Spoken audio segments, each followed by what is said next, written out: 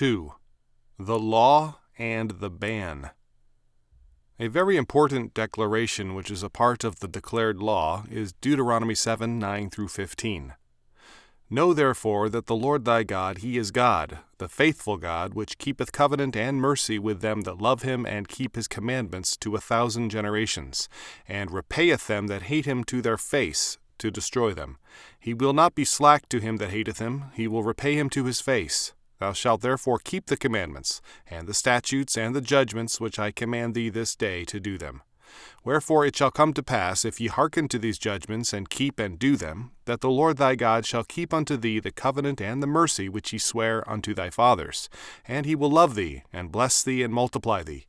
He will also bless the fruit of thy womb, and the fruit of thy land, thy corn and thy wine, and thine oil, the increase of thy kine, and the flocks of thy sheep, in the land which he sware unto thy fathers to give thee.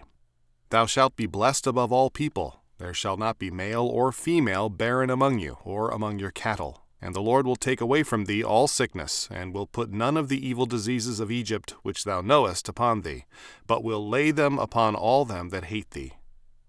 First, while this is a part of covenant law, its application is not restricted to Israel. The covenant circumscribes all men without exception. The original covenant was with Adam. The renewed covenant was with Noah. All men are either covenant keepers or covenant breakers. All men are thus inescapably tied to the covenant and its promises of love and hate, blessings and curses.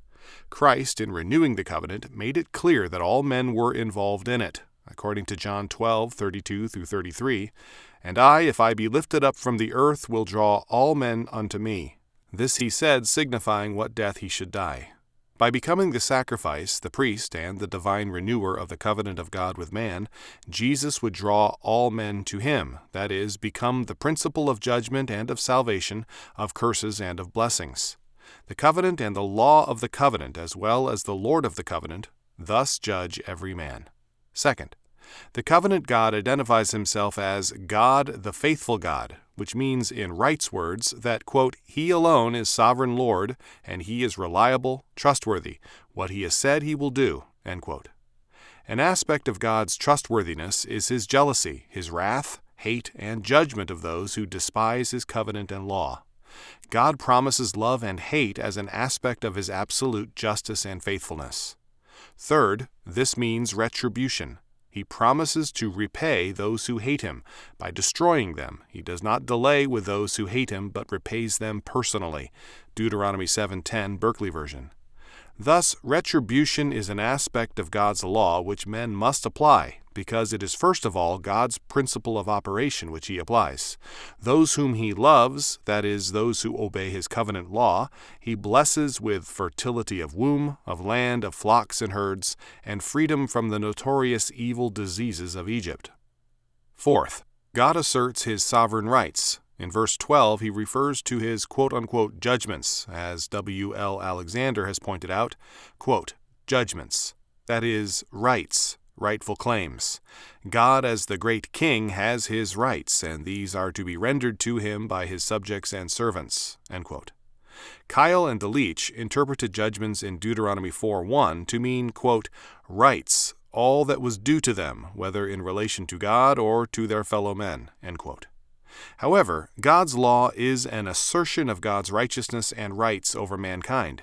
Secondarily, because man is God's creature, his only true rights are in God and God's law. It is interesting to note that one of the Greek New Testament words for judgment is krisis, which means a separating and then a decision. The law and the judgment of the law is a declaration of God's rightful claims, his rights over all men. Hence, his right to love and to hate them in terms of their reaction to his rights. Fifth, as already noted, fertility and abundance are promised to all who are obedient to God's covenant law. To the degree that even an ungodly man respects God's law, to that degree he flourishes. Nations rise and fall in terms of this fact. Disobedience, on the other hand, leads to judgment.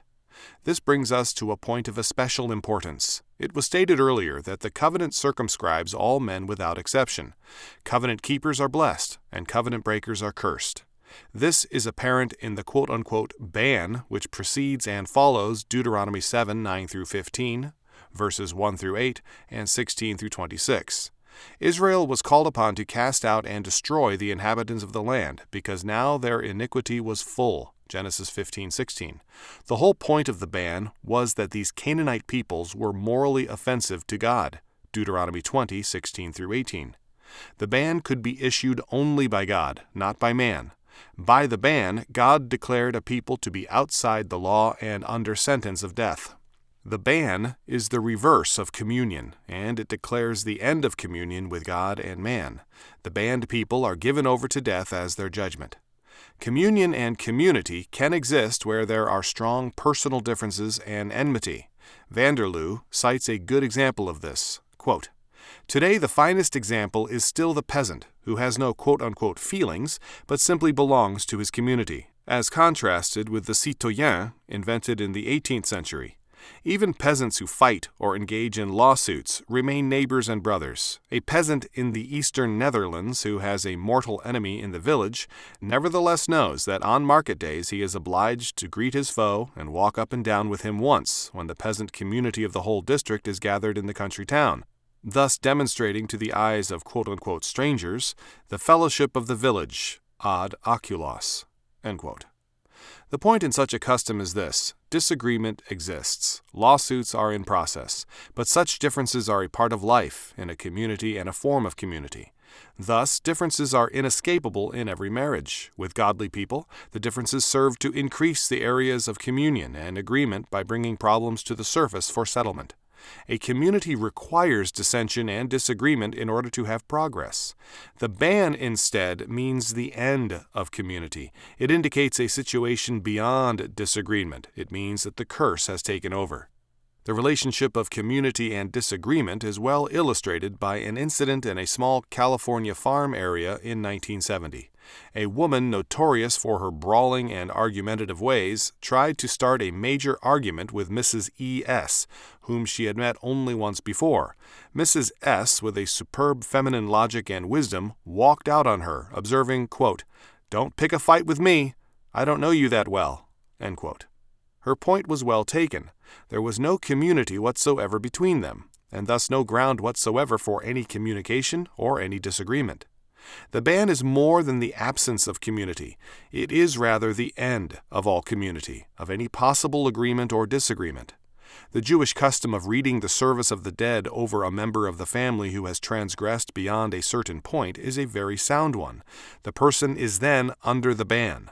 Where the ban validly exists, there the curse takes over. In the curse, man invokes God to judge a man or people he regards beyond communion, whose sins require total judgment. God will not hearken to an undeserved curse, as in the case of Balaam, Deuteronomy 23:5, where he turned the curse into a blessing. The causeless curse accomplishes nothing, Proverbs 26:2. When God pronounces the curses which appear in the law and the epilogue to the law upon disobedience, he is thus placing all such persons under the ban. The law forbids us from cursing certain persons. We are forbidden in Exodus 22:28 to curse rulers or the gods or judges, or to curse parents, Exodus 21:17, or the deaf, Leviticus 19:14. This does not mean the alternative is servile obedience, but it does forbid us to curse superior authorities or the helpless. God himself pronounces curses on godless authorities. The fact of the ban and of curses thus makes clear that the scope of the law is beyond the realm of Israel or the church. God, as the creator of all men, intends his law to govern all men. All men are thus liable to judgment and death for disobedience to the law of God.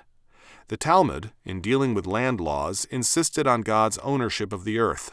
Because of God's total lordship and sovereignty, the land, even in the hands of heathens, is under God's jurisdiction.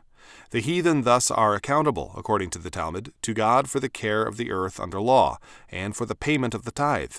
It is fashionable for many quote-unquote Christians to express their contempt for the Talmud. Despite its many vagaries at this point and elsewhere, the Talmud gave better practical recognition to the sovereignty of God than did Luther, Calvin, and many others. Luther, having denied the law of God, pushed his hostility to the point of denying everything associated with it, including the Jews and the Talmud. Having denied the law of God, Lutheranism then had to deny the victory promised by that law.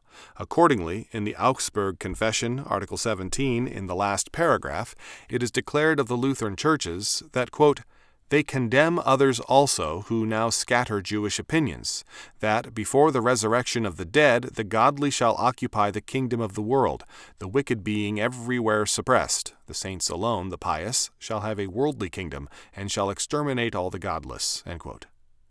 The movement of the Church, so charted, is from victory to defeat. Luther himself began with victory and ended in defeat, a self-tortured, guilt-ridden, and bloated man. He who had been the hope of the Christian poor had been denounced by them as Herr Lüder, Mr. Liar, Decoy, Law Scoundrel, or Carrion.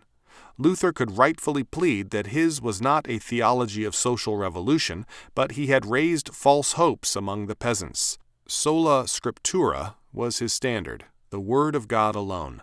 This to the people meant not only justification by faith, but also the sovereign law of God. To that law they appealed, and Luther denounced God's law in favor of statist law. Melanchthon did not betray Luther when, quote, he constructed a new doctrine of natural law based on Aristotle and biblical theology, which in many respects is identical with that of St. Thomas. The similarity to Thomism was not accidental, end quote. Having denounced God's law, the only alternative was Thomism and natural law. The Reformation was thus stillborn. Lutheranism has maintained the standard sola scriptura, but it has denied the validity of God's law. It has, more than any other church, discouraged interest in the book of Revelation, since that book so emphatically declares the total relevancy of God and His law to this world. If the people were to read too much in Revelation, a crisis of faith might arise, and the people might call their church Lutheran instead of Lutheran. Calvin also made possible the revival of natural law by his loose views of the law of God. The Puritans, for a time, saved Calvinism from itself by their emphasis on biblical law, only to succumb themselves to the intellectual climate of Neoplatonism and also the lure of the natural law. The Reformation as a whole moved from victory to defeat, from relevance to irrelevance, from a challenge to the world to a surrender to the world, or a meaningless withdrawal from it. Rome, Geneva, Wittenberg, and Canterbury retreated also into an ineffectual pietism. They were all now of the world, but not in the world. To forsake the law is to forsake the blessing and victory which the law confers upon all who are obedient. Pagan nations which reject God but still are in obedience to some of His laws, maintaining true family order, observing laws concerning murder, theft, and false witness, and also respecting the laws concerning the use of the earth, such nations prosper and flourish to the degree of their obedience. Great nations have arisen as a result of the discipline of the law and have fallen on forsaking it. If to forsake the law is to forsake victory and blessing, and to keep the law is to prosper and flourish, and if this be true for pagan nations, how much more so for the godly? If a people acknowledge Jesus Christ as Lord and King and obey His sovereign law, their blessing and victory will be all the greater, even as in lawlessness and unbelief their condemnation will surpass all others.